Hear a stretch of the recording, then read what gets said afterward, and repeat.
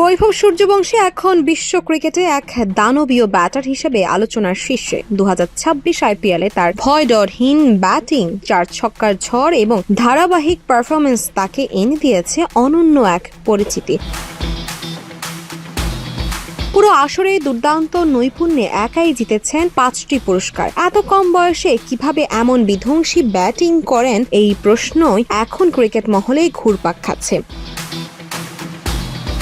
IPL ফাইনালের পর এক মজার প্রশ্নের মুখোমুখি হতে হয় এই 15 বছর বয়সী তারকাকে। জানতে চাওয়া হয় তিনি প্রতিদিন কত লিটার দুধ পান করেন। প্রশ্ন শুনে হাসি দিয়ে বলেন, আমি এখন আর দুধ পান করি না। যদি বল আমার পছন্দের জায়গায় আসে, তবে কোনো ভয় না করে সেটিকে স্বাভাবিকভাবে খেলি আক্রমণাত্মক ভঙ্গিতে।